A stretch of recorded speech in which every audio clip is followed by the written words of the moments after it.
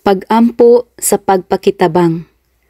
O Ginoo nga akong dalangpanan, nagsangpit ako kanimo. Dungga intawon ang akong pagtuaw. Kundili mo ako tubagon, mamatay gayud ako, ug mahiadto sa kalibutan sa mga patay. Dungga intawon ako inigsangpit ko kanimo, binayaw ang akong mga kamot nga nag-atubang sa balaan mong templo.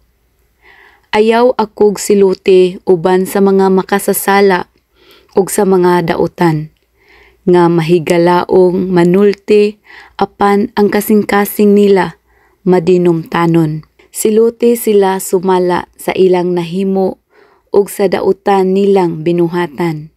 Siluti sila tumbas sa dautan nilang nabuhat.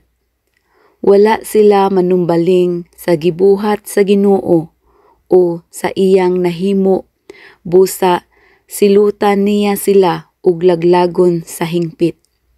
Dalaygon ang Ginoo, kay gidungog niya ang akong pagpakitabang.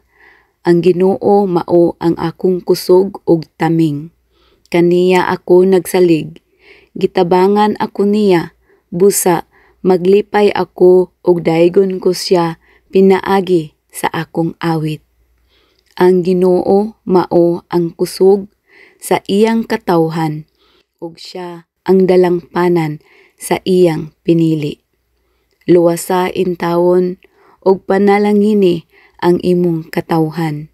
Mahimo kauntang ilang magbalantay ug amumahon mo sila kanunay.